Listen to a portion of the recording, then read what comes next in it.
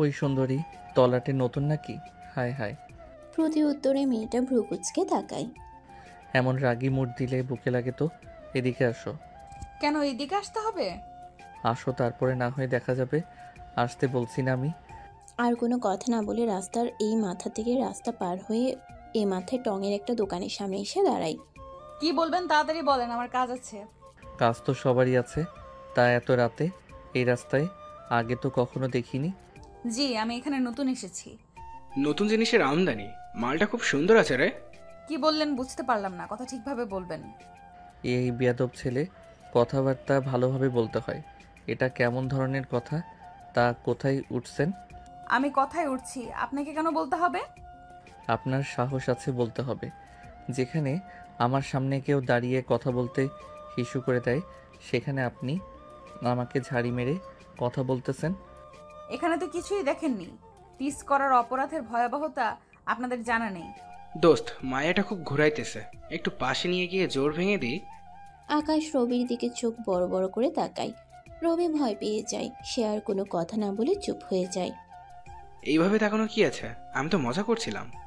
মনে হচ্ছে না একটু এক্সট্রা কথা হয়ে যাচ্ছে? এত রাতে মেয়েটা বিপদে পড়ছে, আমাদের হেল্প করার কর্তব্য। ওই হ্যালো, আপনাকে কে বলেছে আমি বিপদে পড়ছি? উল্টো আপনারাই তো আমার বিপদ। আমাকে এখানে আটকায় রাখছেন। আহা সুন্দরী, তোমার রাগ রাগ আমার হেব্বি লাগে। তোমাকে তো এখানে প্রেম করার জন্য আনা হয়নি। ধলাবতী, তুমি এলাকায় নতুন, এত রাতে ঘোরাফেরা করছো, ভাবলাম বিপদে পড়ছো নাকি দেখি। তা বুঝলাম। ধালাবতীকে? কেন তুমি? ওই হ্যালো, আমি কেন ধলাবতী হতে যাব? এত ফর্সা পুতুলের মতো ধবধবে মানুষ এই প্রথমে আমি দেখলাম। আচ্ছা, তুই মানুষ তো নাকি পরি? বন্ধু, আমারও তাই মনে হচ্ছে। ওই মনে হয় 1000 বছরের পুরনো কাইল্লার রাক্ষসী। আমি কোনো কাইল্লা রাক্ষসী না, কথা ঠিক করে বলেন। কথা তো ঠিকই আছে, আমরা ওই যে অনেক সিরিয়ালে দেখছি, অনেক ভয়ঙ্কর ভয়ঙ্কর খারাপ রাক্ষসীরা এরকম সুন্দর রূপ ধারণ করে। তাছাড়া রাত 11টার সময় এই রাস্তায় এমন অচেনা মেয়ে, নিশ্চয়ই আপনি কাইলা রাক্ষসী। আপনাদের কথায় আমার কিন্তু রাগ উঠতেছে। আর একটু রাগ ওঠা, আর একটু রাগ ওঠা, তাহলে আসল রূপ ধারণ করবে। সোনালিকা এবার আর নিজেকে সামলাতে না পেরে ঠাস করে রবির গালে একটা থাপ্পড় মেরে দেয়। এই ছেলে তো সাহস হয় কিভাবে? দোস্ত, বলছিলাম না ওই কাল্লা রাক্ষসী, না হলে আমাদেরকে হাত তোলা সাহস পায়। Gas light? আরে আমি গ্যাস লাইট হতে যাব কেন? গ্যাস লাইটটা আমার কাছে দে। আমি পকেট থেকে গ্যাস লাইট বের করে আকাশের হাতে দিই। আমি গ্যাস লাইটার আগুন জ্বালিয়ে এক ঝাঁপ দিয়ে ওরে চেপে ধরছি, তারপরে লাইটের আগুন ওর হাতের আঙুলে লাগাতে লাগলাম। ওরে আল্লাহ রে, পুরে জ্বলে গেল রে। ছাড়েন ছাড়েন, মরে গেলাম। এবার আকাশের পেটে হাতের কনুই দিয়ে একটা জোরে আঘাত করে সোনালিকা। আকাশ একটু দূরে ছিটকে পড়ে। বন্ধুরে, আমি ঠিক আছি, আমি ঠিক আছি। তারপর তারা দুজন একটু সামনে এসে দাঁড়ায়। ওই লাইটের দিয়ে আমার হাত পুরায় কি করলেন? যাক, অবশেষে প্রমাণ পেলাম যে আপনি মানুষ। দেখতে এতই সুন্দর মায়াবী, কিন্তু গায়ে এত রাক্ষসের মতো জোর কোথা থেকে পাইলেন? তাই তো আমার মনে হয় সত্যিই কাল্লারা খুশি, না হয়তো এত জোরের কোথায় পাবে। আর একবার পরীক্ষা করা যাক। ওই চিকনা, এই হাত দেখছস? এক ঘুষি মেরে নাক ফাটিয়ে দিব। চুপচাপ এখান থেকে সর। তারপর তারা মেয়েটার এত রাগী ভাব দেখে রাস্তা থেকে সরে দাঁড়ায়। মেয়েটা অন্ধকারের মধ্যে মোবাইলের আলো দিয়ে হাঁটতে থাকে। কিছুক্ষণের মধ্যে চোখের অন্তরালের বাইরে চলে যায়। দোস্ত, এটা মেয়ে না, কারেন্ট, যে আমাদেরকে বেটে গেল। দেখছি ব্যাপারটা। ও আপনারা এত সময় যাদের কথা বলতে দেখলেন তারা হলো ঢাকা কেরানীগঞ্জের সভাপতি আকাশ এবং সহ সভাপতি রবি। তারা তাদের নেতৃত্বে এই এরিয়াটা কন্ট্রোলে রাখে। বাকিটা গল্পের সাথে থাকেন, জানতে পারবেন। কিরে মা, আমাদের তো কালকে পাঠিয়ে দিলি, তোর আসতে এত রাত হলো। যদি রাস্তাঘাটে কোনো বিপদ হতো তখন কি করতাম বল? কালকে আসতি। আম্মু, দিনে জার্নি করাটা বিরক্ত লাগে, তাই রাত্রে জার্নি করি। আর যে মানুষটা সারাক্ষণ বিপদ আপদ ঝামেলা নিয়ে থাকে, তাহার আবার বিপদ। এই যে তুই আর ওইদিকে তোর বাপ, তোদের সাথে জীবনেও কথাতে পারবো না গো, পারবোই না। তার বলতে, এত রাতে আসলাম, বাইরে দাঁড় করিয়ে রাখবা নাকি? কে গো এত রাতে আসলো? কে আবার? তোমার গুণধর মেয়ে। কাজে কাজ পায় না, সব সময় শুধু অকাজ করে বেড়ায়। আম্মু তুমি আবার শুরু করলে? আগেরবার তো গ্রামের সাইডে পোস্টিং ছিলাম, তাই 11টা 12টা এত রাত মনে হতো। আর এখন তো শহর, এখানে রাত 2টাও রাত না। আমি পৃথিবীতে আগে এসেছি, তুই না। না তুমি। আমি যা বলবো তাহলে সেটাই, এর বাইরে কোনো কথা চলবে না। তোরে পেটে আমি ধরেছি, তুই না। আমার উপরে কোনো কথা চলবে না। উত্তরে সোনালিকা ভ্রু কুঁচকে তাকায়। এই মাঝরাতে আবার কি শুরু করলে? তোমার কি ভেতরে দমদাম বলতে নাই? দেখছো বাবা? পাগল ছাগলের কথা বাদ দে, চল ভেতরে চল। হ্যাঁ, এখন তো আমি পাগল। আজ আমার কেউ নেই। 40টা বছর এই সংসারে খেটে গেলাম, মাথার ঘাম পায়ে ফেলে। আমার কষ্টটা কেউ বুঝলো না। আমি তো এই বাসার কাজের লোক। আমার কাজ শুধু কাজ করা। আমার কথার কেউ দাম দেবে না। আম্মু থামবা তুমি? কি থামবো? হ্যাঁ, কি থামবো? যেদিন মা হবে ওই দিন বুঝবি। এখন তো আমার কান্না কান্না মনে হয় না। যেদিন থাকবো না সেদিন ঠিকই চোখের পানি বুঝতে পারবি। এখন তো মূল্যায়ন দিবি না। এই মাঝরাতে আবার কি নিয়ে তার কথা পছন্দ হলো না? পাগলরে বিয়ে করে আমার জীবন শেষ। পাগল বলেই তোমার এই সংসার করে গেলাম। আর কেউ হলে করা তো দূরের কথা, মুখে ঝাঁটার বাড়ি মারতো। তারপর সোনালিকা বাসার মধ্যে প্রবেশ করলো, বাসার মেন গেটটা দিয়ে। সবাই মিলে উপরে চলে যায়। যাই হোক, এদের মতো প্রতিটা সংসারই কম বেশি এরকম আছে। কার কার মায়ের সাথে মিলে গেল পাঠকগণ, ওইটা কোনো ব্যাপার না, এগুলো হলো সাজের ডাক। প্রতিটা সংসারে কম বেশি এগুলো থাকে। যেদিন এগুলো থাকবে না সেদিন বুঝবেন সংসার থেকে সেই হাসি খুশি জিনিসটা আর নেই। এটাই প্রকৃত শান্তি। যাই হোক, অন্যদিকে সোনালিকা ফ্রেশ হয়ে খাবার খাইতে বসে। তামা, এখানে জয়েন করবি কবে? খাবার খেতে খেতে বললাম। সবে তো আসলাম বাবা, আপাতত 1 সপ্তাহ দমদম নেই, তারপর দেখা যাক। হ্যাঁ, কথাটা খারাপ বলিসনি। এখানে আসলে বাইরে একটু চলাফেরা করে দেখ পরিবেশটা কেমন। আসার সময় যেটুকু বুঝলাম, গ্রাম এরিয়ায় অতটা ঝামেলা না পড়লেও এখানে অনেক ঝামেলার মধ্যে পড়তে হবে। এখানে কেসের প্রবাবিলিটি অনেক বেশি থাকবে। তা ঠিক, গ্রামের মানুষ ঠিক এতটা অপরাধ করে না যতটা শহরের এরিয়ায় অপরাধ হয়। হ্যাঁ। খাওয়ার সময় এত কাজ কাজ কেন? চুপচাপ খাইতে দাও মেয়েটাকে। কথাটা সোনালিকা এবং শেখ চৌধুরী হেসে দেয়। অন্যদিকে কি রে মামা, এত রাত হলো, পোলাপাইন তো সব বাসায় চলে গেছে। এখনো এই টঙের দোকানে বসে কি করবি? কোন মসজিদ কি দোকান বন্ধ করে দিবে? খেয়াল করে দেখ, আমি আর তুই আছি। আমরা যতক্ষণ থাকবো দোকান বন্ধ করার সাহস পাবে না। তবে ফ্ল্যাটের দিকে চলে যাওয়া যাক। আচ্ছা ঠিক আছে। তারপর আমি ওর সাথে করে সিগারেট খাইতে খাইতে নিজেদের ফ্ল্যাটের দিকে হাঁটতে থাকলাম। কিছুক্ষণ বাদেই ভাইয়া ভাইয়া একটা ফুল নেন। হুট করে আকাশ যেন অপ্রস্তুত ছিল। সে কথাটা শুনে মাথাটা নিচের দিকে করে হাঁটু গেড়ে বসে, মুখে সিগারেট টানতে থাকে আর বলে, এত রাতে ফুল বিক্রি করা লাগে? সারাদিনে 2টো বিক্রি করেছি মাত্র। বাড়িতে মায়ের ওষুধ কেনার টাকা নেই। কোথায় থাকো তুমি? উত্তর পাশের বস্তিটাতে। ওখানে আমি না আর আমার একটা ছোট্ট বোন আছে। এই মেয়ে, তোমার বাবা কোথায়? আমার ঠিক মনে নেই ভাইয়া, তবে আমি যখন একদম ছোট্ট ছিলাম, 3 বছর মনে হয় বা এমন হবে, তখন আব্বাই মারে অনেক মারতো। আম্মা গার্মেন্টস থেকে আসতো আর আব্বাই টাকা চাইতো। আম্মা না দিলে অনেক মারতো। তারপরে আমার একটা বোন যখন হয়, তখন আমি 2 নম্বর শ্রেণীতে পড়ি। তখন আম্মা আমারে ছাইয়া চলে যায়। আম্মা 3 মাস অসুস্থ হইয়া বাড়িতে পড়ে আছে, ঘরে খাবার নেই। ছোট বোন অনেক কাঁদে, তাই ফুল বিক্রি করতে আসি আমি। তবে ভাইয়া আজকে একটাও বিক্রি করতে পারিনি। বুঝতে পারলাম। এই নাও, এখানে 10,000 টাকা আছে। সোজা গিয়ে তোমার আম্মার হাতে দিবা আর বলবা কেউ একজন তার জন্য পাঠিয়েছে। তাকে সুস্থ হয়ে তার 2টা মেয়েকে মানুষের মতো মানুষ করতে বলবা। তার মেয়েরা যেন ফুল বিক্রি না করে, মনে থাকবে? আচ্ছা ভাইয়া। ধরো, এখন আমি তোমাকে নিয়ে বিক্রি করে দিলাম, অথবা তোমার শরীরের বিভিন্ন অংশ বিক্রি করে দিলাম। তোমাকে এই বিপদ থেকে বাঁচাবে কে? কিছু করতে পারবে তুমি? তুমি যত বিপদেই হোক, যত কষ্টেই হোক, এত রাত্রে আর বেরোবে না, মনে থাকবে? যদি একটা খারাপ মানুষের হাতে পড়তে কি হতো? যদিও আমরা খারাপই। এমন আর হবে না। তুমি কি যেতে পারবা নাকি আগাই দিব? না ভাইয়া, আমি যেতে পারবো, সমস্যা হবে না। এই রিক্সা। রিক্সাটা কাছে আসতেই আরে আকাশ ভাই যে, আসসালামু আলাইকুম ভাই। আমি কি কোনো ভুল করেছি? প্লিজ আমাকে মাফ করে দেন। আমি আর জীবনেও রাতের বেলা রিক্সা নিয়ে বেরোবো না।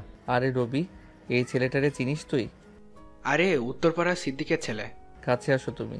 ছেলেটা ভয়ে ভয়ে আমার কাছে আসলো। কিছু কথা বলি, শোনো মন দিয়ে। সিদ্দিক চাচা ভালো আছে? ভালো আছে ভাই, ভালো আছে। বুঝলাম। তুমি রাত্রে রিক্সা নিয়ে বেরোলে আমার কোনো সমস্যা নেই। এই যে বাচ্চাটা, তিনি উত্তরের বস্তিতে নিয়ে যাবি। তারপরে রিক্সাটা এক জায়গায় রেখে ওরে বাসার দরজার সামনে পর্যন্ত আগিয়ে দিয়ে আসবি। যদি কোনো রকম 1 ইঞ্চি ভুল হয়, হাতের রগ কেটে দেব। কি করব? হাতের রগ কেটে দিবেন ভাই? আমি কোনো ভুল করব না। যা ওরে নিয়ে। তারপরে রিক্সাওয়ালা মেয়েটাকে রিক্সায় নিয়ে নির্দিষ্ট গন্তব্যে রওনা দেয়। অন্যদিকে তুই জানিস না ঢাকা শহরের মানুষ কতটা মিথ্যাবাদী? টাকার জন্য এমন কি নাই যে তারা করতে পারে না। পা আছে, এমনভাবে পা বাঁধে মনে হয় প্রতিবন্ধী। তাই কথার মায়ায় পড়ে এতগুলো টাকা। এখন বর্তমান কত বাজে দেখছস? কেন, একটার একটু বেশি। সবারই তো জানের ভয় আছে, তাই না? এত রাতে একটা মানুষের খুব দরকার না পড়লে এগুলো করবে না। আমি ছোট বাচ্চার তো প্রশ্নই আসে না। বুঝতে পারছি, চল বাসা দিকে যাই। তারা গল্প করতে থাকে আর হাঁটতে থাকে। আচ্ছা, এত বড় ফ্ল্যাটে তুই একলা থাকিস, অথচ আঙ্কেল আন্টিরে গ্রামে রাখিস। ব্যাপারটা কেমন দেখায় না? দেখ, শুরু থেকে তোর আব্বু আম্মু রাজনীতির সাথে জড়িত, তারা এই ব্যাপারটা বোঝে, জানেন। কিন্তু আমার বাবা মায়ের ক্ষেত্রে ব্যাপারটা ভিন্ন। এই রাজনীতি কতটা খারাপ এবং ভয়ানক তুই অন্তত জানিস। তাই আমি কোনোভাবেই চাচ্ছি না এর মধ্যে আব্বা আম্মু আসুক। কথাটা খারাপ বলিসনি। আকাশের সাথে গল্প করতে করতে একটু আগাতেই আমি আমার বাড়িতে পৌঁছে যাই। আমি সোজা ওর কাছ থেকে বিদায় নিয়ে কলিং বেল বাজাতে সাজ্জাদ চাচার দরজা খুলে দেয়। আপনারা অবাক হচ্ছেন এত রাতে কিভাবে কলিং বেল দেওয়ার সাথে সাথে দরজা খুলে দেয়। আসলে আমার ফেরার প্রতিটা রাতই এমন টাইমে, তাই তার বিষয়টা মুখস্থ আর কি। যাই হোক, আমি আমার মতো বাসায় ঢুকে পড়ি। ও তো বাসায় চলে গেল, তারপর আমি হাঁটতে থাকলাম। 5 মিনিট হাঁটার পরে আমি আমার নির্দিষ্ট গন্তব্যে পৌঁছে গেলাম। এরপর আকাশ তার বাসায় গিয়ে ফ্রেশ হয়ে ঘুমিয়ে পড়ে। এখানে একা থাকায় সে আর নিজে রান্না করে খায় না, সবসময় বাইরে খাবার খাওয়া হয়। পরের দিন কিরে, আমার ফুলটুসি কই? ভাই এই নেন। গ্লাসে ঢেলে দে, তারপর আমি ঢোক ঢোক করে গিলতে থাকলাম। এভাবে চলে গেল 10টা দিয়ে। ভাই খুব সমস্যা তো হয়ে গেছে। আমাদের যে থানার ওসি ছিল না, ওনার তো ট্রান্সফার হয়ে গেছে। এখন নাকি নতুন একজন আসতেছে। আই এম ডেঞ্জারাস ব্রোকেন, মায়ের ভোগ ব্রোকেন না। 10টা বান্ডিল ফেলে দে, ফুসফুস করে লাইনে চলে আসবে। টাকা দিয়ে যদি হতো তাহলে তো আমি নিজেই দেখে নিতাম। সমস্যা হচ্ছে ওসিটা মেয়ে আর খুব রাগী, আর যেদিন নাকি উনি নাকি টাকা পয়সা ঘুষ খায় না, খুব দেমাকি। তাই নাকি? এবার খেলাটা তো জমে যাবে। গান আইলা না নাইয়া, দামা আসমানেরও চাঁদ। ফুলটুসি গ্লাসে দে। বস, সমস্যা তো বড় বেঁধে গেল। ওই যে আমাদের যে কলেজ এবং এরিয়ায় ড্রাগ সাপ্লাই দিতাম না, ওইগুলো তো ওই যে সভাপতি আকাশ আটকে দিয়েছে। এর জন্য তো শান্তিতে কাজ করতে পারি না। ও নাকি আরো লোক লাগায় রাখছে। আমাদের এরিয়ায় নাকি এইসব আর করতে দিবে না। কথাটা শুনে ডেঞ্জারাস ব্রোকেন হাতে থাকা মদের গ্লাসটা একটা আছাড় মেরে ভেঙে ফেলে। কেরানীগঞ্জ ওর বাপের জায়গা নাকি? ওর কথা মতোই সব হবে। ওরে তো দেখবো রে, খুব খারাপভাবে দেখে নেব। আগে এই নতুন ওসিটাকে হ্যান্ডেল করি, পরে ওর ব্যাপারটা দেখতেছি। কথাটা খারাপ বলেননি। যেদিন থেকে ওসিটা জয়েন করবে ওই দিনই আমি আপনাকে খবর দিব। আপনি চিন্তা করবেন না ভাই, আমার লোক লাগানো আছে। আচ্ছা ঠিক আছে। অন্যদিকে কি এত সকালে ডাকলে? আবার পোলাপাইন রেডি করতে বললি? পোলাপাইন কত আনছিস? ওই তো হবে 1-150। দক্ষিণের যে কমিউনিটি সেন্টারের পাশে যে জায়গাটা আছে না, ওই জায়গায় রফিক শালা কন্ট্রাক্টর 10 তলা বিল্ডিং করতেছে। চল, কাজ আছে। এই ব্যাপার, ওই চল সবাই। তারপর লোকজন নিয়ে নির্দিষ্ট জায়গার উদ্দেশ্যে রওনা দেয়। কিছুক্ষণ বাদেই তারা ওখানে পৌঁছে যায়। গিয়ে দেখতে পারে একটা চেয়ারে বসে পান খাচ্ছে আর হিসাব মিলাচ্ছে রফিক। আরে আকাশ ভাই, হুট করে আমার সাথে কে দেখা করতে আসছে? আপনার সাথে দেখা করে জীবনটাকে ধন্য মনে করতেছি ভাই। তা কি খাবেন? দেখেন এই কাজটা তো পেয়ে গেছি। বাব্বা ভালোই তো। তা কত টাকার প্রজেক্ট? আল্লাহ দিলে ভালোই। আমার আয়ত্তে যেটুকু পেয়েছি 10 তলা বিল্ডিংয়ের মধ্যে, তা বইয়ের 40 থেকে 50 হাজার কোটি টাকার প্রজেক্ট বলা যায়। কি বলেন রফির ভাই? 10 তলা একটা বিল্ডিং করতে তো প্রায় 1,20,30,000 কোটি টাকা লেগে যায়। কথাটা আপনি ঠিকই বলেছেন রবি ভাই, তবে সব পার্সেন্ট তো আমার না। আমার ভিতরে যতটুকু ওইটুকুই আর কি বলছি। কত টাকার মধ্যে কাজ করার প্ল্যান করছেন? দেখে শুনে কুমা, সিমেন্ট রড বালি ঠিকঠাক মতো কিনছেন তো? না ভাই, এসব করা যায় নাকি? ওরে আমার লজ্জাবতী চিটার রে, তোমার চিটারি দেখলে তো আমার লজ্জা লাগে। এভাবে সুনাম করবেন না ভাই, আমার লজ্জা লেগে যায় তো। তাই নাকি? তা ফটাফট বেশি না, আমাদের অংশের 5 কোটি রেখে দিয়েন। ক্যাশ দিবেন না ব্যাংক? এত টাকা তো আমার নিজেরই লাভ হবে না।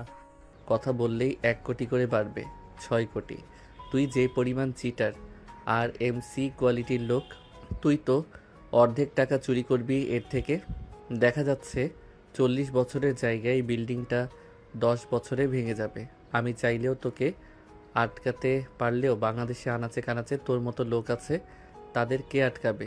আর রাষ্ট্রের বড় বড় জায়গায় থেকে যে বড় বড় চুরিগুলো করে সেগুলো কে আটকাবে? দোস্ত, এত কম টাকা কেন দাবি করলি? ভাই আল্লাহর রাস্তায় কোনো কথা বললেন না, আপনার হাত দুইটা ধরেছি। 6 কোটি আমি পাঠিয়ে দেব। কবে দিবি? আজ রাতে ব্যাংকে গিয়ে ট্রান্সফার করে দিব। তবে এত টাকা একেবারে করতে পারবো না, সন্দেহ করবে। অন্তত 1 মাস সময় লাগবে, একটু একটু করে করব। তবে এক ব্যাংকে অ্যাকাউন্ট করা যাবে না, অন্তত 10টা অ্যাকাউন্ট লাগবে। পরবর্তী 10টা অ্যাকাউন্ট থেকে আপনারা একটা অ্যাকাউন্টে করে নিয়েন। এত হিটলারের বুদ্ধি কই রাখিস তুই? ভাই আপনাদেরই দোয়া। এইটুকু চিটারি না করতে পারলে আছে কি এই পজিশনে বসতে পারতাম? আপনারা জানেন না, ভালো লোকের ভাত নয়, তাই তো চিটার। চুপ কর শালা টাকলা। এই রবি, তোমরা আমার ব্যাংক অ্যাকাউন্ট মিলে 10টা অ্যাকাউন্টের নাম্বার লিখে দে। তারপর আমি অ্যাকাউন্টগুলোর নাম্বার ওর কাছে লিখে দিলাম। ওর কাছে রাত 10টার মধ্যে যেন অ্যাকাউন্টে টাকা পাই, না হলে হাতে কি দেখছিস?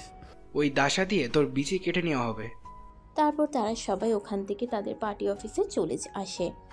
শোন, বাইরে যে পোলাপাইন আছে ওদের মাঝে 1 কোটি ভাগ করে দে। দোস্ত, মাথা পিছু 80-90 হাজার করে পাবো, এত টাকা দেওয়া ঠিক হবে? ভেতরে তো আমরা ডিল করেছি, ওরা দেখেনি কত কি কেমন হয়েছে। এত বড় একটা রাজনীতি করে এতটুকু মাথায় ঢোকে না? ওদের এভাবে টাকা পয়সা না দিলে হাতে থাকবে? অন্যরা টাকার লোভ দেখায় যদি, আর পোলাপাইন হাতে না থাকলে কিসের রাজনীতি আমাদেরকে ভয় পাবে? কথা অবশ্য খারাপ বলিসনি। তারপর এভাবে দেখতে দেখতে 2 দিন চলে যায়। এই 2 দিনে 1 কোটি টাকা তুলে তাদের লোকেদের মধ্যে সমানভাবে ভাগ বাটোয়ারা করে দেয়। এখন বুঝলাম কেন একজন রাজনীতির নেতার পিছনে একটা মানুষ কুত্তা হয়ে থাকতেও পছন্দ করে, কুত্তার মতো পিছনে পিছনে ঘুরে। যাই হোক, গল্পে ফেরা যাক। কিরে বান্ধবী, কেরানীগঞ্জ যাচ্ছিস আর আমারে খবর দিলি না? আরে হুট করে এখানে ট্রান্সফার হয়ে গেছে, কি করণীয় ছিল বলো? বুঝতে পারছি, দেখা তো করতেই পারিস। হ্যাঁ, তা তো অবশ্যই করা যায়। আমি তো এখন বাইরে আছি, জরা ব্রিজের সামনে যে মার্কেট আছে না, ওই জায়গায়। কি বলি তুই? আরে ওখান থেকে তো আমার বাসা 2 মিনিটের রাস্তা, তুই ওখানে দাঁড়া, আমি আসতেছি। তারপর আনিকার কোনো কথা না বলার সুযোগ দিয়ে কল কেটে দেয়। সোনালিকা ওখানে দাঁড়িয়ে কিছুক্ষণ অপেক্ষা করতে থাকে। এরই মাঝে, সোনালিকা রে, কতদিন পরে দেখা, কেমন আছিস? বিয়ে করে তো জামাই পেয়ে ভুলেই গেলি। আরে ভুলি নাই, থর মতো কেন যে জব করলাম না, এই বাচ্চা জামাই সামলাতে গিয়ে আমি নিজে পাগল হয়ে যাচ্ছি। কিন্তু তোর জীবনটা কত ভালো। জীবনটা কতটা রহস্যজনক, তাই না? আমি চাচ্ছি তোর মতো একটা নিরিবিলি জীবন, আর তুই চাচ্ছিস আমার মতোই ঝামেলা জীবন। হায় রে হায়। যাই হোক, কেমন আছিস? তখনই পাশ দিয়ে রবি আর আকাশ যাইতেছিল। বাইক চালাচ্ছিল রবি। হুট করেই রবি ব্রেক মারে। এই যাওরা, এইভাবে ব্রেক মারলি কেন? ডানে তাকিয়ে দেখ, ওই দিনের রাত্রের ওই মেয়েটা। আকাশ ডান দিকে তাকাতে রাস্তার বিপরীতে হাসি মুখে কথা বলতে থাকে। মেয়েটাকে দেখে খানিকের জন্য যেন জগৎ ছেড়ে অন্য জগতে চলে গেছে। সাদা 3 পিস, তার উপরে সাদা কালারের স্কার্ফ দিয়ে হিজাব করা। ড্রেসটা অনেকটা ইউনিক টাইপের, দেখে বোঝা যাচ্ছে বাইরের দেশ থেকে অর্ডার দিয়ে আনা। আবার স্কার্ফের উপরে চশমা বজায় রাখা, হাতে কালো কালারের মেয়েদের ঘড়ি এবং পায়ে কালো কালারের হিল। আকাশ যেন তার হিতাহিত জ্ঞান হারিয়ে ফেলেছে। সে কোন দিকে না তাকিয়ে রাস্তা পার হতে যায়, তখনই একটা অটো এসে ধুম করে আকাশের গায়ে মেরে দেয়। আকাশ খানিকটা ধূপ করে ছিটকে পড়ে। আকাশের বাম হাতটা অনেকটা কেটে গেছে, টপ টপ করে রক্ত পড়তেছে। কপাল এবং ঠোঁটটাও হালকা কেটে গেছে। সে যেন ব্যথা অনুভব করতে পারতেছে না। সে যে একটু আগে এত বড় একটা অ্যাক্সিডেন্ট করছে তার যেন সেদিকে খেয়ালই নেই। সে আবার উঠে দাঁড়ায় এবং পাশে থাকা রবি চিৎকার করে, আকাশকে ধরতে আসে। অবিশ্বাস্য ব্যাপার, রবি ধরার আগে আকাশ উঠে দাঁড়ায়। এত সব ঘটনায় সোনালিকা এবং তার বান্ধবী দৃষ্টিও এদিকে ঘুরে গেছে। তারাও তাড়াহুড়ো করে কাছে আসে কি হয়েছে দেখার জন্য।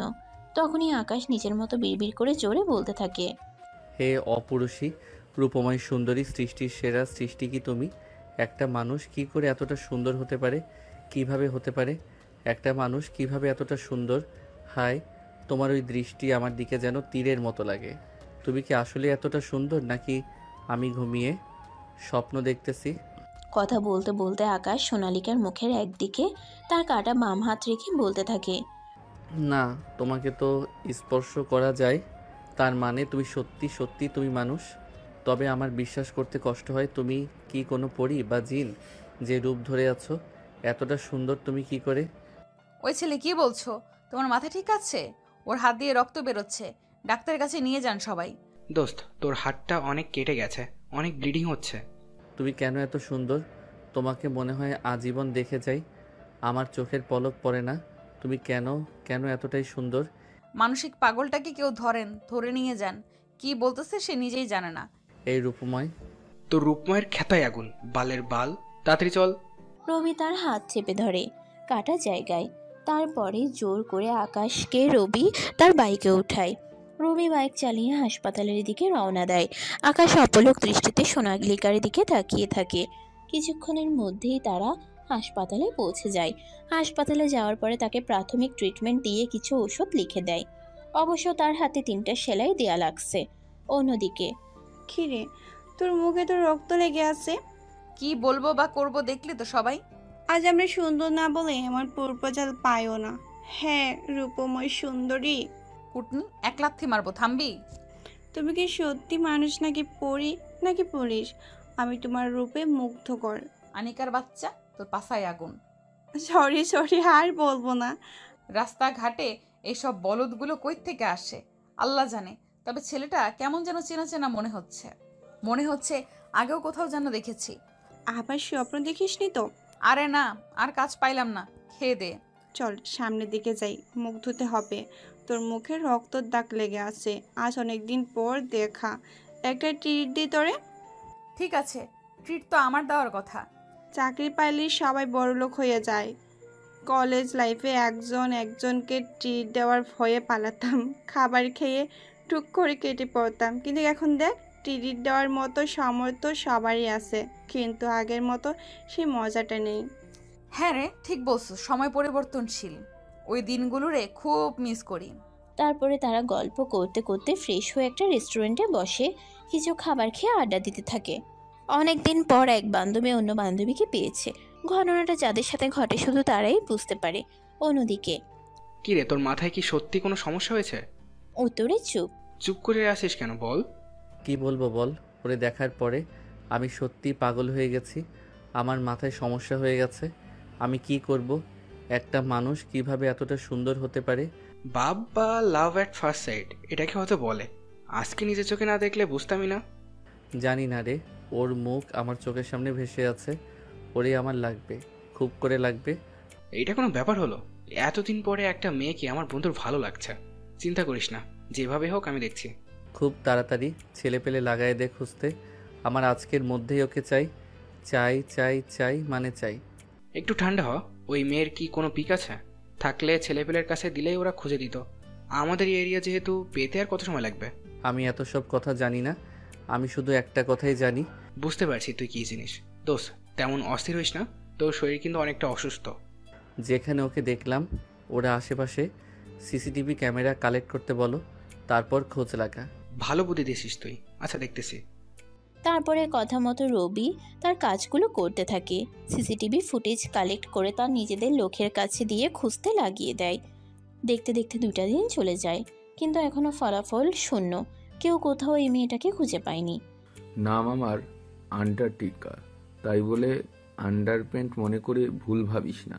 আমি কিন্তু আন্ডারওয়ার্ল্ডের কিং। ওই আকাশের সাহস হয় কিভাবে এখানে আমাদের চাঁদা আটকে দেওয়া? ওরে তো আমি আন্ডার প্যান্টের মধ্য দিয়ে রাখবো, যাতে একটু হিট হয়। বস, ও কিন্তু খুব ঝামেলা করছে। এমনিতেই আমাদের স্কুল কলেজে মাদক ব্যবসার অবস্থা একেবারে লাঠি তুলে দিচ্ছে। এখন আগের মতো ওপেনলি দিতে পারি না, চুরি করে পরে অল্প একটু ঢোকাতে পারি ঢাকার মধ্যে, তাও তো ধরা পড়ে যায় বেশিরভাগ। ওরে আটকান, না হয় কিন্তু আমরা এখানে থাকতে পারবো না। লোক আমারে খারাপ বললেও আমি কিন্তু বড় একটা নাম করা জাউরা। আমার সাথে শত্রুতা করে ভালো করে নাই। ওরে তো আমি রক্তবিহীন কিস দিব। এইটা আবার কি বস?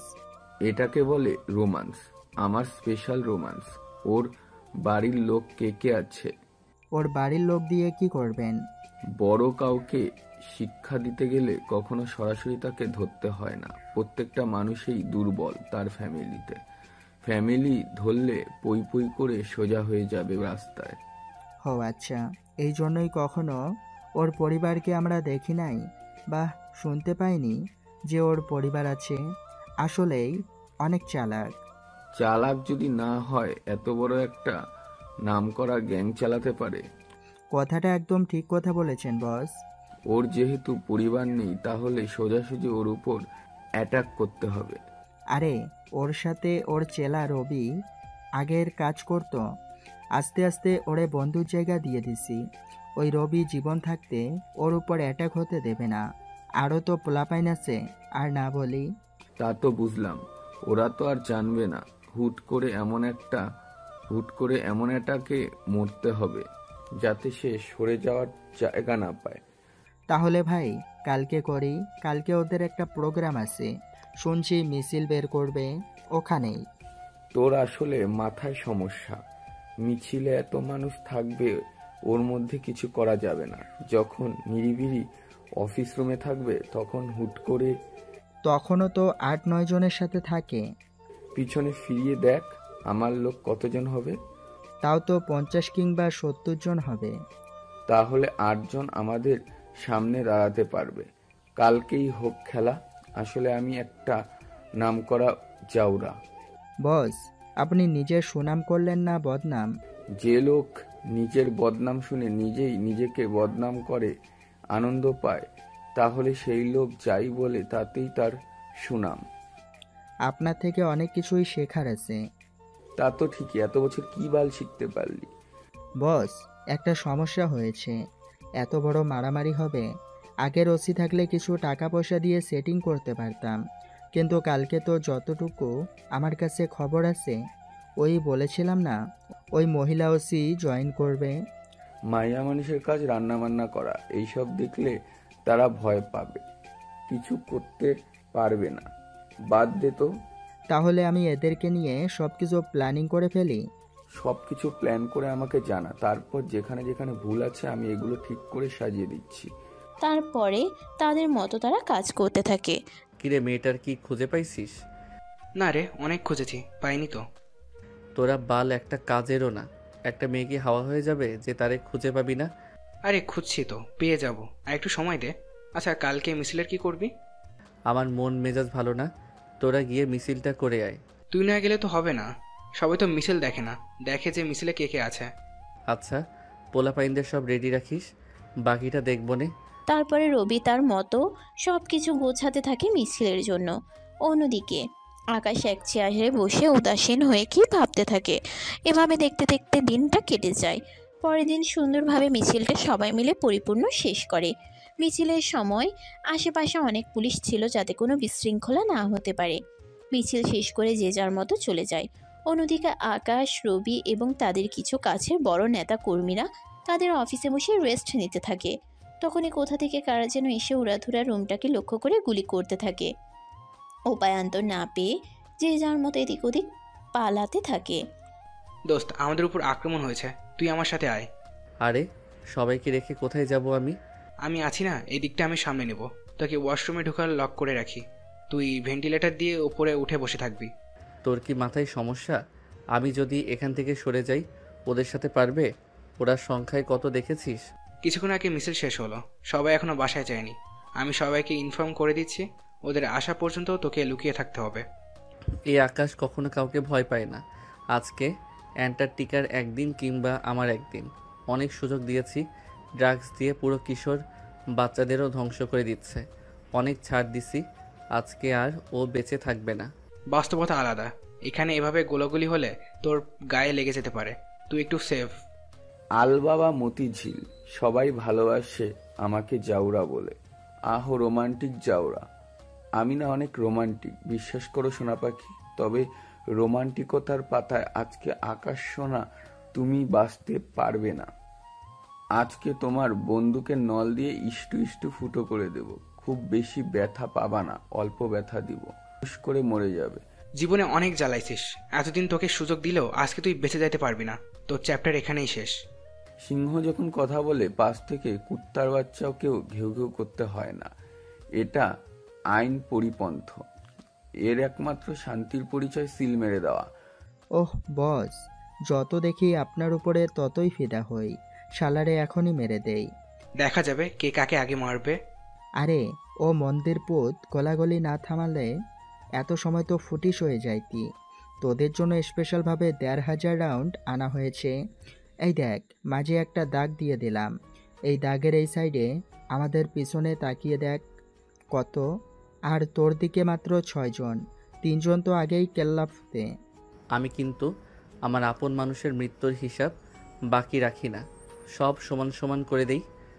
তাই বুঝি সোনা? আসো একটা উম্মা দিয়ে দিই। বন্দুকের নল দিয়ে দেবো নাকি ঠোঁট? তুমি নিঃশ্বাস নিতে পারলে তো দিতে পারবে। ওই শালা ভয় পায় না কেন? এত এত অ্যাটিটিউড কই থেকে পায়? একটু পর এদিক থেকে সেদিক হলে যার অস্তিত্ব থাকবে না, সে কিভাবে এতগুলার উপর করে কথা বলতে পারে? পৃথিবীতে দুইটা জিনিস মনে রাখবি, একটা জিনিস তুই আর একটা জিনিস তুই। মানে? রবি এবং সবাই মাথা নিচু করো। কথাটা বলতেই রবি এবং তার পাশে থাকা ৫ জন ফ্লোরে শুয়ে পড়ে। আকাশ পাশে তার পায়ের কাছে একটা সুইচ টিপে দিতে নিচের ফ্লোর ফাঁকা হয়ে নিচ থেকে বড় একটা মেশিন গান উঠে আসে। কোনো কথা না বলে মেশিন গান দিয়ে ঝরঝর করে গুলি করতে থাকে। সেকেন্ডের মধ্যে সবার বুক A4 থেকে চিরে O4 হয়ে যায়। এভাবে 2টা মিনিট চলে যায়। আকাশ বড় আর্টিলারি মেশিন গানটা রেখে আন্টার্কটিকার সামনে গিয়ে দাঁড়ায়। ইতিমধ্যে আন্টার্কটিকার প্রায় 2টা গুলি লেগেছে। এবার সংখ্যা কত? ভাই, আমাদের ভুল হয়েছে, মাফ করে দেন। আর কখনো এমন হবে না। একটু আগে না খুব ফটর ফটর করছিলে? আকাশ চুপচাপ আন্টার্কটিকার সামনে গিয়ে পায়ে ঠাস ঠাস করে আর 2টা গুলি করে দেয়। ভাই আমাকে মাফ করে দেন, আমি আর জীবনে এসব করব না। আমার আর মুখ দেখবেন না, আমি সবকিছু ছেড়ে ভালো হয়ে যাব। আমার জীবনটা ভিক্ষা দেন। এরিয়ার কোনোভাবে সুযোগ দেওয়া যাবে না। এসব মানুষ কখনো ভালো হবার মতো না, এরা এমন মেন্টালিটির মানুষ না। সত্যি আমরা ভালো হয়ে যাব। আমাদের ছেড়ে দিন। তোদের আজকে থাম তুই। আজকের পরে যদি এ ঢাকা শহরে কখনো তোদের মাদক সাপ্লাই করতে দেখি, আজকে পাই গুলি করছি, কাল সরাসরি বুকে করব। মনে রাখিস, মাপ চাওয়ার মতো আর সুযোগটা পাবি না। তখনই ফোর্স চারদিক থেকে ঘিরে ফেলো। কথাটা শুনে পুলিশের টিম ফোর্স চারদিক থেকে সব ঘিরে ফেলে। শুনলাম এই শহরে বড় মাফিয়া হয়ে গেছিস তোরা। আমার জয়েনের প্রথম দিনই এইভাবে গোলাগুলি শুরু করলি? এই রে, তোরা করছিস কেন? তোরা করছিস কি? এতগুলো জীবন তোরা নিয়ে নিলি? তোরা কি নমরুদ নাকি? তোদের মায়া দয়া নেই? কিভাবে পারলি? এদেরও তো বাচ্চা আছে, মা আছে, সংসার আছে। তোদের হাড্ডি থেকে মাংস খুলে নিব আমি। দোস্ত সেই মেয়ে। কথাটা যেন আকাশের কানেই যাচ্ছে না। অবলোক দৃষ্টিতে সোনালিকার দিকে তাকিয়ে আছে। কিছু সেকেন্ড বাদে যে চোখের পলক ফেলতে হয় সেটাও যেন সে ভুলে গেছে। অপলক দৃষ্টিতে তাকিয়ে, ম্যাডাম, আমরা মারিনি। ম্যাডাম দেখেন আমার পায়ে কতগুলো গুলি করেছে, অন্যায় ভেবে কিভাবে আমাদের সবাইকে মেরে দিল। এটাই কি আমাদের দেশ? এমন স্বাধীনতাই কি আমরা চেয়েছি?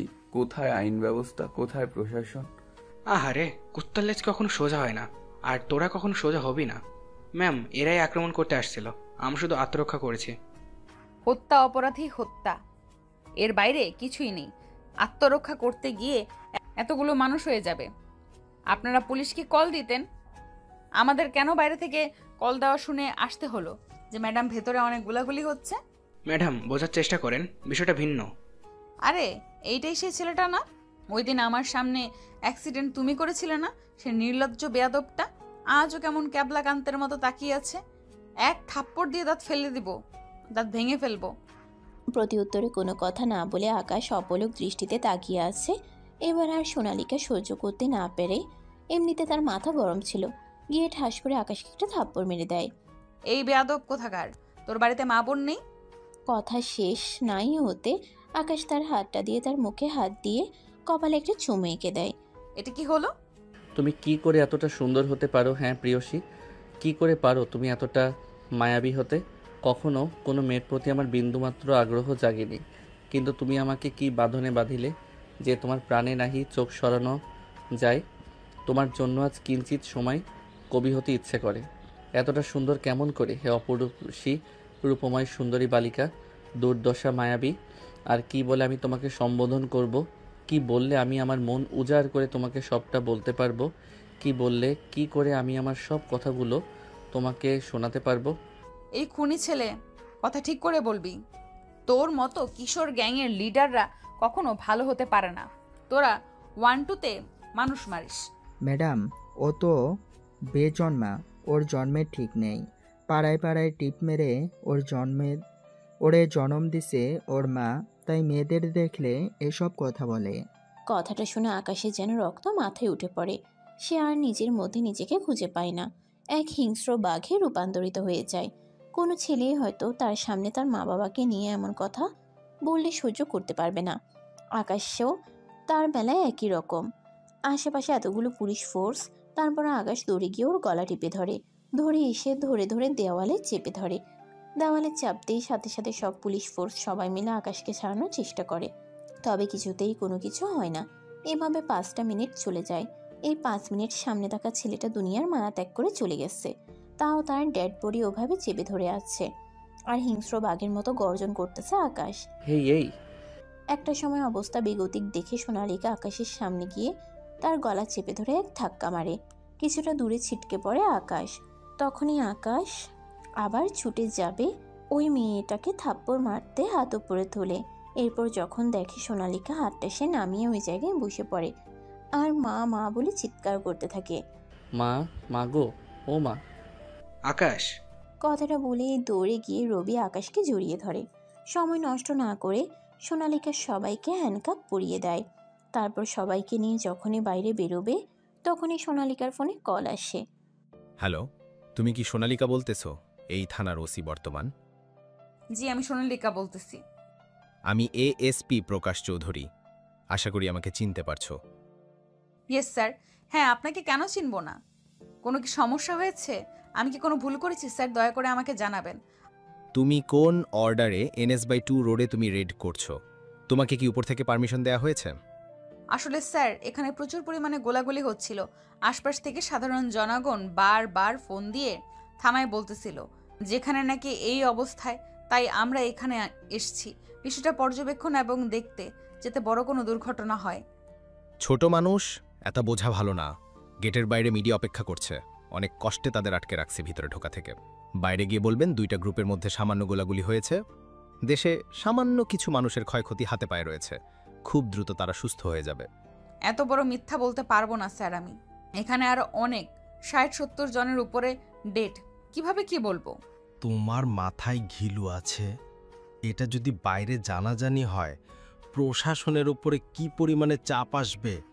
দেশের বদনাম হবে, আইন শৃঙ্খলা বাহিনীর বদনাম হবে। যা হয়ে গেছে তা হয়ে গেছে। যা বলছি, যে অর্ডার করা হয়েছে তাই কর। বেশি পাকনামো করা ভালো না। এক কথা যেন এদিক ওদিক না হয়। This is my order. কথাটা বলে এএসপি ফোন কেটে দেয়।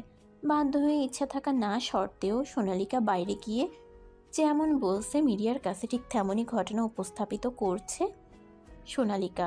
তার বিবেক হাজারবার বাধা দিচ্ছিল, হাজারটা গিল্টি ফিল হচ্ছিল, তারপরও উপর থেকে অর্ডার, তার কিছু করার নেই। সে চুপচাপ জায়গাটা সিল করে দেয়, সাধারণ মানুষের প্রবেশ নিষেধ। সে তারপরে তার পুলিশ অফিসারদের লাশগুলো গোপনে সরিয়ে ফেলার পারমিশন দিয়ে চুপচাপ আকাশ এবং তার কিছু লোক এবং যাদের গ্রেফতার করছে সবাইকে পুলিশ ভ্যান গাড়িতে তুলে থানায় নিয়ে চলে যায়। এভাবে চলে যায় কিছুক্ষণ, দেখতে দেখতে ওই দিন রাত চলে যায়। পরের দিন এ কি কারা দেখছি মুই, আপনি এখানে? প্রতি উত্তরে নিশ্চুপ। কি হলো, কথা বলেন না কেন ভাই? নতুন ওসি আসার পরে কি আপনার পাওয়ার কাজে লাগেনি? এবার তো শুনছি একটা দুইটা না 50টার উপরে মার্ডার করছেন, গরম আন্ডা দিবে এবার। তুই আমারে চিনিস? ভালো করে চিনি। আমার সাথে এভাবে কথা বলার তোর ভিতর থেকে সাহস হচ্ছে? আরে ভাই রাগ করেন কেন, আমি তো মজা করছি। তাই বুঝি? তোদের ম্যাডাম কখন আসবে? কেন, তার ডিউটি টাইম 9টার দিকে। ও আচ্ছা। ভাই কিছু লাগলে বলবেন। ফোন আছে না, ফোন দে। এখন আবার ফোন দিয়ে কি করবি? কেন, বউ নিয়ে বাসর করব? তাহলে তোর কি মনে হয় এখন কি করতে পারি? ভাই এই যে ফোন নেন। আকাশ ফোনটা হাতে নিয়ে একটা নাম্বারে ডায়াল করে কল দেয়। কিছুক্ষণ কলটা বাজতে রিসিভ হয়। কে রে? আকাশ। গ্যাংস্টাররা আমার ফোনে কল করে, পাওয়া যায়? করে করে, হাতি গর্তে পড়লে না চাইতেও সব কিছু করতে হয়। তা হঠাৎ করে কি মনে করে? আমার একটা কাজ করে দিতে হবে। গতকাল আমার উপরে কিছু ছ্যাঁচড়া গ্যাংয়ের লোক আমার উপরে অ্যাটাক করে। যা ভাবছেন তাই হয়েছে ওদের সাথে। কতজন হবে? 60 জনের উপর। ওরে শালা, এতগুলো জীবন! আপনি ভালোই জানেন আকাশ এমনিতে কখনো কারোর ক্ষতি করে না। আমার হাতে আর কোনো উপায় ছিল না। কাল যদি এই কাজটা না করতাম আপনার সাথে আর কথা বলতে পারতাম না আজকে দাঁড়িয়ে। এখন ব্যাপারটা হচ্ছে এসপি বিষয়টা ধামাকা দিয়েছে। এখন এ ব্যাপারে নিউজে তদন্ত হতে পারে। নিউজ চ্যানেলগুলো আর ওই জায়গার বিষয়টা পরিপূর্ণভাবে হ্যান্ডেল করা আপনার দায়িত্ব। তা তো বুঝলাম, বিষয়টা একটু জটিল আসলে। বন্দরে যে মালগুলো আপনার আটকে আছে 2 দিনের মধ্যে সরানো হয়ে যাবে। আপনি নিজে করতেছেন না যাতে আপনার বিষয়ে সোশ্যাল মিডিয়াতে মানুষজন জানাজানি হয়ে যায়। তবে গোপনে যদি রাতের আধারে হুট করে কেউ করে দেয়। এই কথা তো অনেক দিন আগেই তোমাকে বলছি, কিন্তু তুমি আমার কথায় রাজি হওনি। আচ্ছা, আমি এই দিকটা সামনে নিচ্ছি। এসব আমার কাছে কোনো ব্যাপারই না। আমার সাথে 4-5 জন মতো হবে। এদেরকে 2 ঘন্টার মধ্যে সারানোর ব্যবস্থা করো। আর আমাকে আপাতত কিছুদিন এখানে রেখে দাও, কোনোভাবে যেন আমাকে অন্য জায়গায় ট্রান্সফার বা চালান করা না হয়। সবাইকে বের করে দিতে বলতেছো, অথচ তুমি নিজে ইচ্ছা করে জেলেই থাকবে। ব্যাপারটা আমার কাছে কেমন লাগছে? সবার আগে তো তুমি বেরোতে। আর কোনো কথা না, আমি যা বলছি তাই হবে। এর আগে পরে কোনো কথা নেই। যেটা তোমার ভালো লাগে আমি সবটা বলে দিচ্ছি কমিশনারকে। আচ্ছা। কথা বলা শেষ করে আমি হাবিলদারকে ফোনটা দিয়েছিলাম। হাবিলদারও তার কাজে সে চলে গেল। এদিকে না আমার কাজ আছে। এমন কি কাজ থাকতে পারে? ও আচ্ছা, মনে পড়েছে। হায় রে ভালোবাসা, কি খেলা দেখাইলি! যাকে সারা দেশ মিলে একদিন আটকে রাখতে পারিনি, সে মানুষটা আজকে নিজে থেকে হাজতবাসী হতে যাচ্ছে। এত কথা বলিস কেন তুই? এসব করা কি ঠিক হচ্ছে? আমরা তো চাইলেই জোর করে ওকে আমাদের হেফাজতে নিতে পারি। পৃথিবীতে আর যাই হোক জোর করে কখনো মন, ভালোবাসা, মোহাম্মত হয় না। সেটাই তো দেখতেছি। গ্যাংস্টার আকাশও প্রেমে পড়লো শেষমেশ, তাও পুলিশের প্রেমে। তারপর এভাবে দেখতে দেখতে কিছুক্ষণ চলে যায়। হুট করে সাদা ধবধবে দুধের মতো চেহারা যুক্ত শরীরে পুলিশের ড্রেসে পরিহিত একটা মেয়ে চুপচাপ প্রবেশ করলো। আসসালামু আলাইকুম। Salute ma'am. কালকের ফাইলগুলো ঠিক আছে? জি ম্যাম, আপনার ডেস্কে রাখা আছে। ও আচ্ছা, বুঝতে পারছি। তারপর আমি চুপচাপ আমার ডেস্কে গিয়ে বসলাম। টুপিটা টেবিলের উপরে রেখে কফিটা হাতে নিয়ে এক চুমুক দিয়ে ডানে ঘুরতেই দেখি কালকে ধরা আসামিগুলো আমার দিকে অপলক দৃষ্টিতে হা করে তাকিয়ে আছে। আমি খানিকটা অবাক হলাম। যেখানে পুলিশের আসামির সম্পর্ক লুকোচুরি ভয়, এখানে এরা ব্যতিক্রম। এতদিন তো গ্রামে যখন ট্রান্সফার ছিলাম এগুলো দেখেছি, এখন শহরে আসার পরে বিষয়টা ভিন্ন। আমি তাদের দিকে ভ্রু কুচকে তাকালাম। এই আপনারা সবাই হা করে এদিকে কি দেখেন? এই তোর ওই দিকে তাকাস কেন? চোখ তুলে নিব কুত্তার বাচ্চা সবগুলো। তোদের ভাবি লাগে? কথাটা শুনে সাথে থাকা সবাই ভয় পেয়ে যায় কিছুটা। চুপচাপ সবাই অন্যদিকে ঘুরে দাঁড়ায়। এই ছেলে, আপনি কি বলছেন? মাথা ঠিক আছে? লাঠি দেখেছেন? মায়ের কিন্তু একটাও মাটিতে পড়বে না। আপনাদের মতো গুন্ডাগুলোকে যে কেন প্রশ্রয় দেয় উপর মহল, আল্লাহ পাক উনি ভালো জানেন। সোনা পাখি, এগুলো রাজনীতির খেলা। তোমার মতো গোলুমুলু বাবু কি এগুলো বোঝে? বোঝে না তো। তারা যদি আমাকে প্রশ্রয় না দেয়, তাদের কাজ কে করে দিবে? তাদের ভোটের ব্যবস্থা কে করে দিবে? তারা এমন পাওয়ারফুল হওয়ার পরেও তোমাদের মতো গুন্ডার সাহায্য লাগবে? এক মিনিট, কি সব নামে তুই আমারে ডাকিস? থাপড়াইয়া দাঁত ভেঙে দিব। একটা মাইরও মাটিতে পড়বে না, বেয়াদব কোথাকার। তোমার বকাগুলো এত মিষ্টি পুরুষ কেন? তোদের মতো গুন্ডারা যারা এক দুইটাতেই মানুষ মরে, তাদের মনে আবার এত সব রোমান্টিকতা আছে ভাবা ছিল না। আমার সাথে একদম উল্টাপাল্টা ব্যবহার করবি না। আমি কিন্তু তোর গায়ে হাত দিতে দুবার ভাববো না। গায়ে হাত দিয়ে দেখেন না, 1 মিনিটও চাকরি থাকবে না। কথাটা শুনে আমি রাগে রবির গালে একটা থাপ্পড় মারি। আমারে মারলি তুই? চুপ শালা, মারবে কাটবে এগুলো তো বউরাই করবে, জানিস না? যতই পাওয়ারফুল হোক, সবাই বউয়ের কাছে ভেজা বিড়াল। কিছুদিন আগে ফেসবুকে দেখলে না, ফ্রান্সের প্রেসিডেন্ট ও বউয়ের হাতে মায়ের খায়, আর আমি তো মাত্র গ্যাংস্টার। সোনা পাখি, তুমি আমাকে সকাল বিকাল মন ভরে থাপড়াবা? আচ্ছা ভাই, আমার ভুল হয়ে গেছে, মনে ছিল না। এই কত বড় সাহস, আবার ভয়ে উঠে চলে গেছে। এই শালা হারামজাদা, মাইট চিনস? বান্টুস ফাটাইয়ে দিব। এভাবে বলে না, তুমি তাহলে মা ডাক শুনতে পারবা না? এদের কথাবার্তা শুনে সোনালিকার রাগ যেন মাথায় উঠে গেছে। রাগে কটকট করতেছে, দাঁতে দাঁত চেপে। নিজেকে কন্ট্রোল না করতে পেরে সে লকআপের কাছে গেছে। ঘুষি দেখছো? এক ঘুষিতে নাক ফাটায় দিব। এই সবাই চোখ বন্ধ করো তো। এই নাও, আমি মুখ আগেই দিছি, তুমি কারোর কথাই কান দিও না।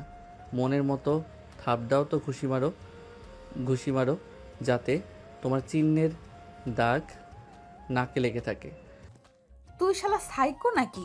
দাঁড়া, তোর একদিন কি আমার একদিন। কথাটা বলেই আমি লকআপের ভেতরে হাত দিয়ে যেই না বক্সিং দিতে গেছি, পোলাটা আমার হাতটা চেপে ধরছে। সোনালিকার হাত চেপে ধরে গুনে গুনে 5টা চুমু দেয় আকাশ। তারপর মা, এত নরম গোলুমোলু হাত মারার জন্য, মাথায় হাত বুলিয়ে দেওয়ার জন্য ব্যবহার হয় পাগলি। তবে মাঝে মাঝে তুমি চাইলে আমারে কেলাইতে পারো, তবে একটুখানি। তবে কাউকে বলা যাবে না, না হলে সবাই বলবে দেশের সর্বোচ্চ গ্যাংস্টার আকাশ চৌধুরী ফ্রান্সের প্রেসিডেন্টের মতো বউয়ের হাতে মাইর খায়। এই পোলা, তুই কি ভালো হইতি না? তোমাকে দেখার পরেই তো খারাপ হয়েছি। আমি কি করব? এইসব ঢঙের কথা বাদ দে, আমি কিন্তু পুলিশ ডাকবো। ডাকো পুলিশ, দেখি পুলিশ আমার কি করতে পারে। পুলিশ বাঁচাও আমাকে। আরে ধুর, আমি নিজেই তো পুলিশ। কথাটা শুনে সবাই হু হু করে হেসে দেয়। এই একটুও হাসবি না, দাঁত ভেঙে দিব। জীবনে অনেক তেরাকে আমি সোজা করেছি, কিন্তু তোমার মতো বেয়াদব একটাও দেখিনি। দেখনি তো কি হয়েছে জানেমান? এখন থেকে রেগুলার আমার এই মুখটা দেখবা। তোর মুখে ইঁদুর ছেড়ে দিব না, ধরো তেলা পোকা। তোমার যা ইচ্ছা করিও। সবার জন্য গ্যাংস্টার হলেও আমি তোমার জন্য ভিজা বিড়াল। আমার কিন্তু ধৈর্যের বাঁধ ভেঙে যাচ্ছে। আমার কিন্তু ধৈর্যের বাঁধ শক্ত হচ্ছে। লিমিট ক্রস করলে কিন্তু ভালো হবে না। লিমিট ক্রস করলে কিন্তু আরও অনেক ভালো হবে। ভালোবাসা বাড়বে, মোহাম্মত বাড়বে, বুকের মধ্যে পাকুম বাড়বে। এত কথা কই থেকে শিখছিস তুই? এত কথা ভালোবাসা থেকে শিখছি।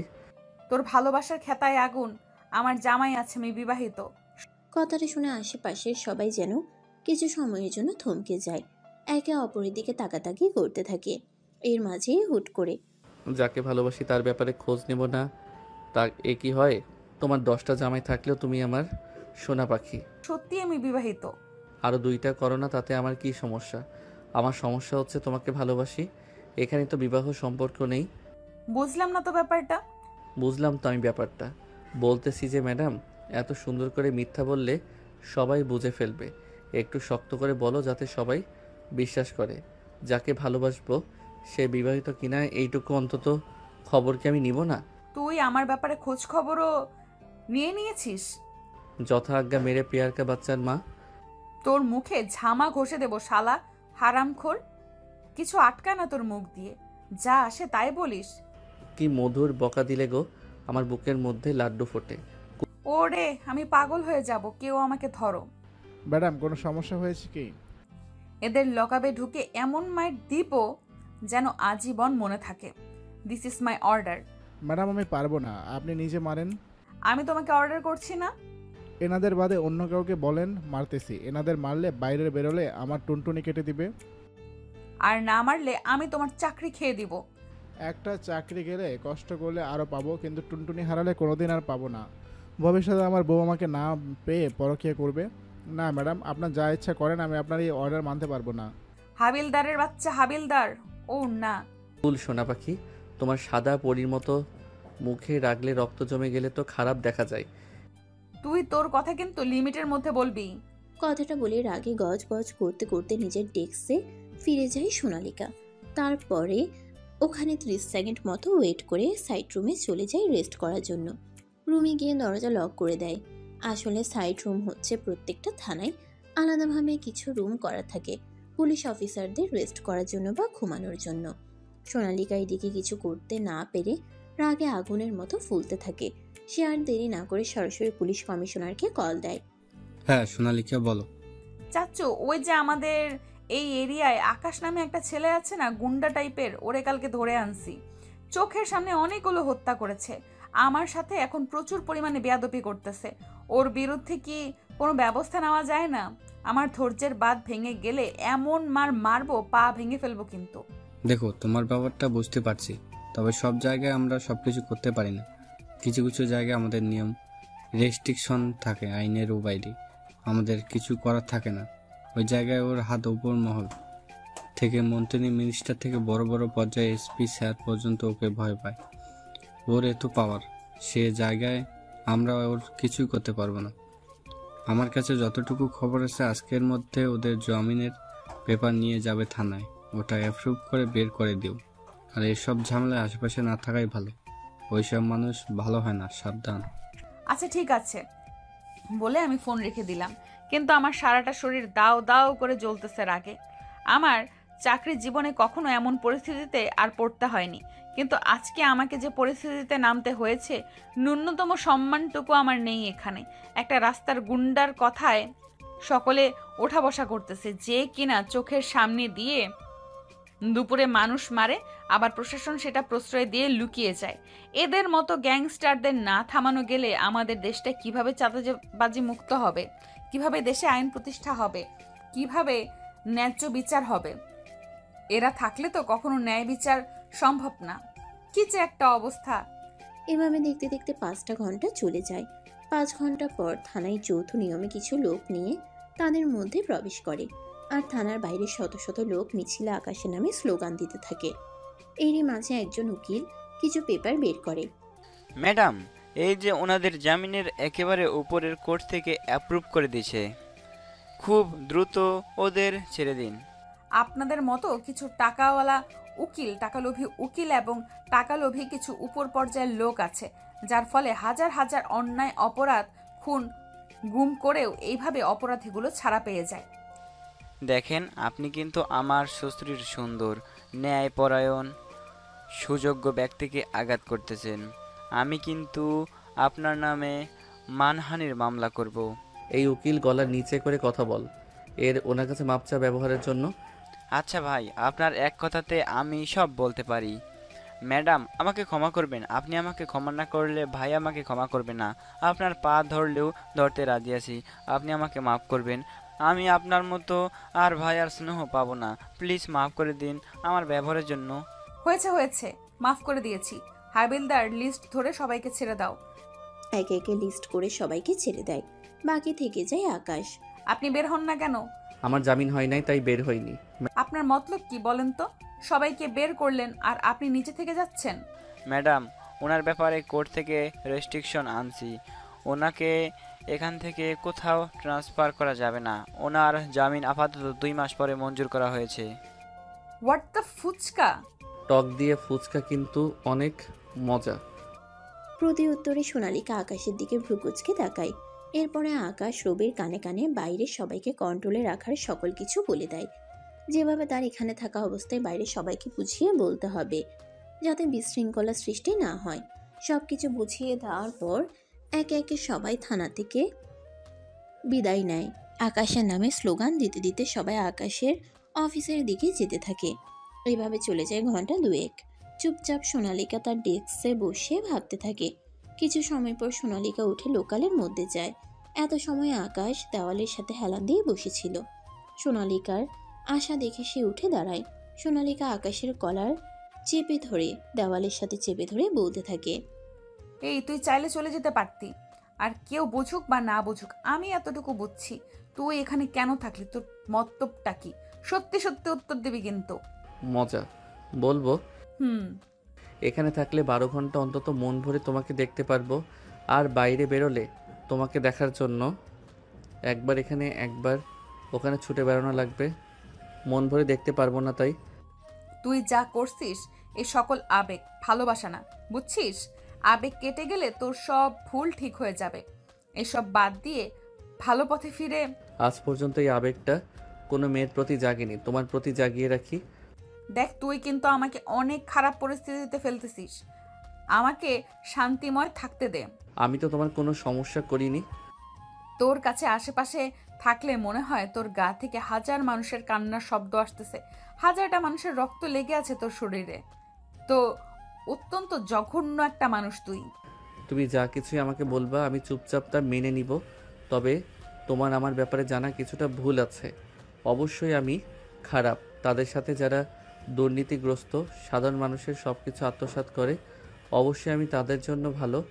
যারা এতটুকু সাহায্যের অভাবে নিজের জীবনকে বিপর্যস্ত করে ফেলে। তোর এই কথার মানে বুঝলাম না। বোঝার দরকার নাই, লাগবে না। আমি হাত জোর করে মাফ চাই আল্লাহর কাছে, আমার পেছন ছেড়ে দে। কেন কেন?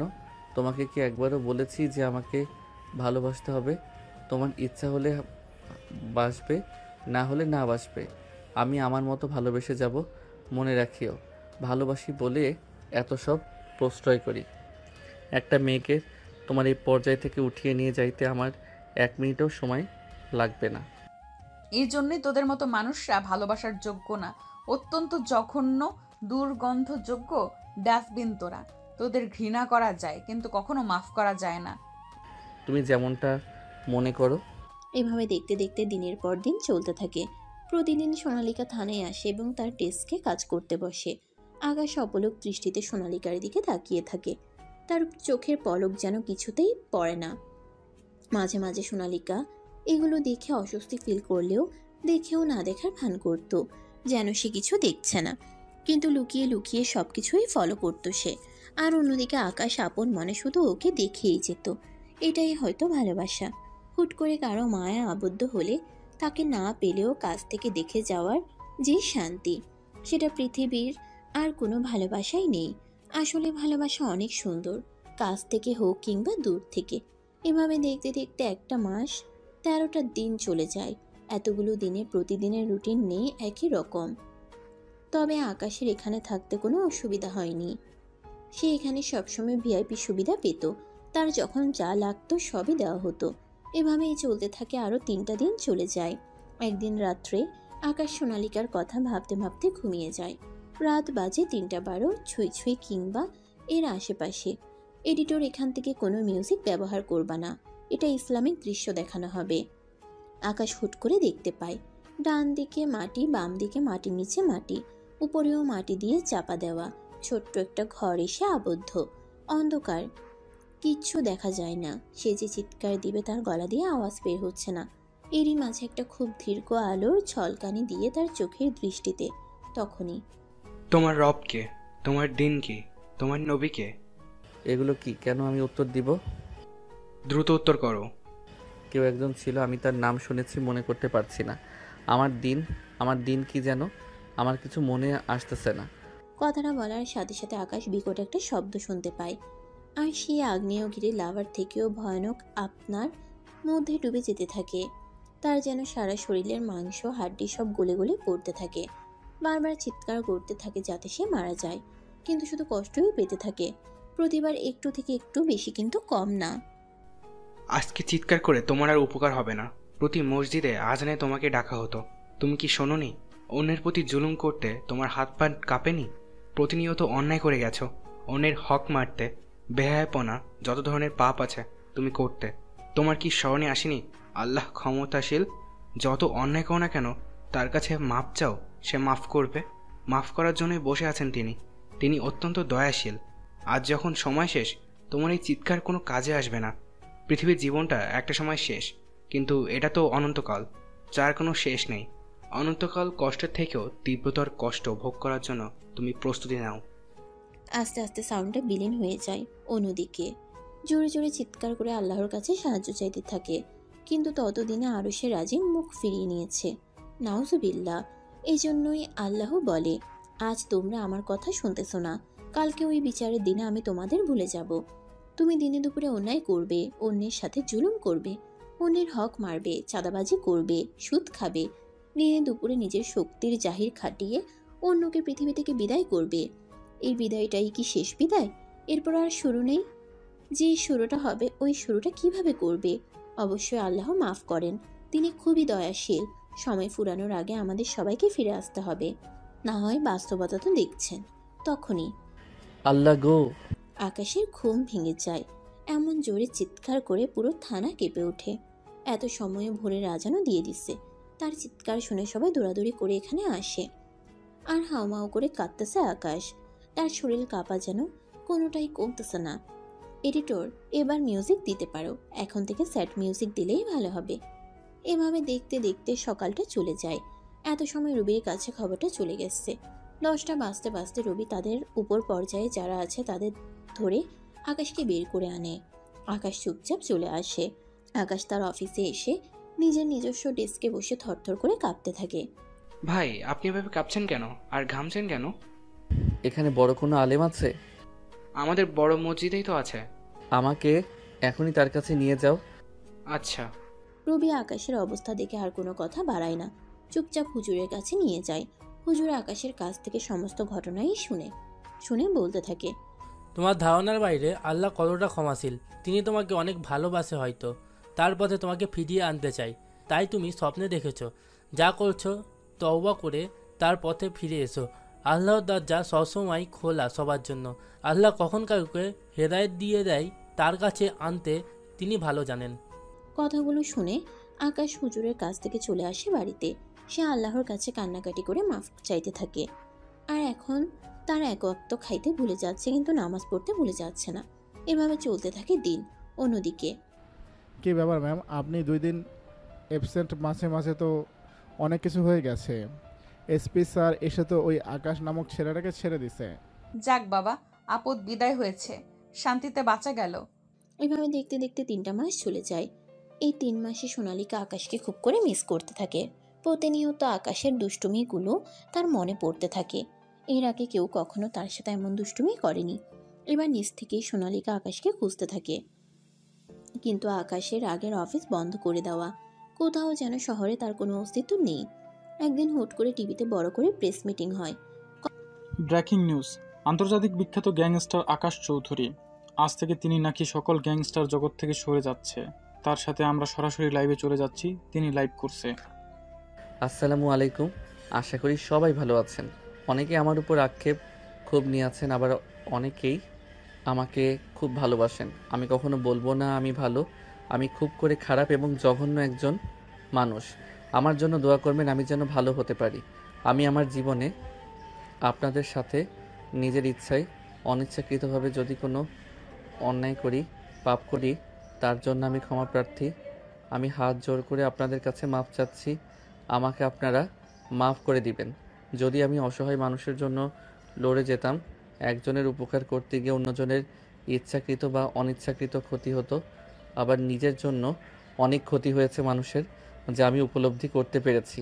আজ থেকে আমি সকল গ্যাংস্টার জগৎ থেকে সরে যাচ্ছি এবং গেলাম। এটাই আমার শেষ বিদায়। এবং আমার গ্যাংস্টার জগতে যারা শত্রু আছে আমি সবাইকে মাফ করে দিচ্ছি। আমাকেও আপনারা যদি কোনো অন্যায় করে মাফ করে দিবেন। আমি জীবনটা আমি সাধারণভাবে চলতে চাই। আশা করি আপনারা কোনো সমস্যা করবেন না। এবং আমার আন্ডারে যারা ছিল সবাইকে আমি যার যার মতো বাকি জীবনের ব্যবস্থা করে দিছি। একটা কাজের ব্যবস্থা যার মাধ্যমে সুন্দরভাবে কাজ করে উপার্জন করে হালাল তাদের জীবন চালাতে পারে। আপনারা জানেন বা জানেন না, ঢাকায় এসএফ নামে যে শাখাগুলো এতিমখানা চলতো 15টা, ওইগুলো আমি নিজে চালাতাম। যদিও এগুলো আমার নামে ছিল, আমি নিজ নিজ এতিমখানার নামে সম্পত্তি হস্তান্তর করে লিখিত করে দিছি। আজ থেকে জায়গাগুলোর মালিক আমি না, সাধারণ অসহায় এতিম বাচ্চাগুলো ওই জায়গাগুলোর মালিক। এবং আমার যা সম্পত্তি আছে তা আমি এদেশের অসহায় সাধারণ মানুষদের সব দিয়ে যেতে চাই। আমি আমার সম্পত্তিগুলো বাংলাদেশ সেনাবাহিনীর হাতে তুলে দিব। আশা করি তারা যত্নের সাথে সাধারণ মানুষের গরিব দুঃখীর মাঝে পৌঁছে দিবে। এবং আমার ভুলগুলো কি আপনারা মাফ করবেন। এখন যদি কেউ থেকে থাকেন যে আমার কাছে পাওনা পাবেন, দয়া করে আমার কাছে আসবেন, আমি তার পাওনা বুঝিয়ে দিব। ভয় পেয়ে মনে মনে রেখে কিন্তু আসবেন না, এমন করবেন না। আমি আপনার ভাই, আমি আপনার পাওনা দিয়ে দিতে চাই। আপনাদের হাত পা জড়িয়ে ধরি, আমি কি এই দুনিয়াতে ঋণমুক্ত করে দেন। মৃত্যুর পরে আমি আপনাদের দেনা দিতে পারবো না। কথাগুলো বলে আকাশ হাউমাউ করে কাঁদতে থাকে লাইভে। যতগুলো মানুষ লাইভ দেখতেছিল তাদের চোখের কোণাতে এক ফোঁটা অশ্রু যেন বয়ে যায়। এরই মাঝে আকাশ লাইভ শেষ করে দেয়। এখানে পরিসমাপ্তি ঘটে এক ভয়ানক গ্যাংস্টারের শুরুটা হিংস্রভাবে হলো, শেষটা চোখের পানি দিয়ে। এটাকেই বলে হেদায়েত। আল্লাহ যাকে হেদায়েত দান করে পৃথিবীর কোনো শক্তি সেটা আটকাতে পারে না। আল্লাহ যাকে হেদায়েত দিবে না, পৃথিবীর কোনো শক্তি তাকে সত্যের পথে আনতে পারবে না। তার কাছে কথাগুলো বিরক্তিকর মনে হবে, অথচ দিন শেষে তার মনে সকল ভিত্তিগুলো যদি খুলে যায়, সেই ভুলের জন্য অজরে কাঁদতে থাকবে। আল্লাহ আমাদের সবাইকে সত্যটা বোঝার তৌফিক দান করুক। অন্যদিকে লাইভ সোনালিকাও দেখতেছিল। তারও ভুল ধারণা আকাশের প্রতি কেটে যায়। এভাবে দেখতে দেখতে 2টা বছর চলে যায়। 2 বছর পর, কিরে মা, আমাদের কই নিয়ে যাচ্ছিস? কোথাও না তো, আমরা তো ঘুরতে যাচ্ছি সাজেক। হুট করে সাজেক কেন? আমাদের তো বলবি, একটা গোছানোর ব্যাপার আছে। আরে গোছানো বাদ দাও তো, চলো না। কতগুলো বছর চলে গেল, কোথাও যাওয়া হয় না। তোর বাবা তো অফিস ছিল, তাকে আবার জোর করে আনার কি ছিল? আরে সারা জীবন টাকা টাকা করলেই হলো? জীবনে সুখ শান্তি ঘোরার একটা ব্যাপার আছে না? সামনে গাড়ি থামাও, ওই একটা খাবারের হোটেল মনে হচ্ছে, ওখানে কিছু খেয়ে নেই। তারপরে তারা সামনে গাড়িটা পার্কিং করে নেমে সবাই হোটেলের মধ্যে চলে যায়।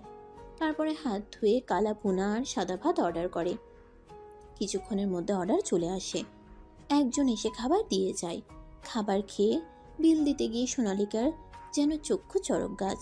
আকাশ, তুমি এখানে? জানো তোমাকে আমি কত খুঁজেছি। এ কি অবস্থা, তোমার চুল বড়, দাড়ি রেখেছো?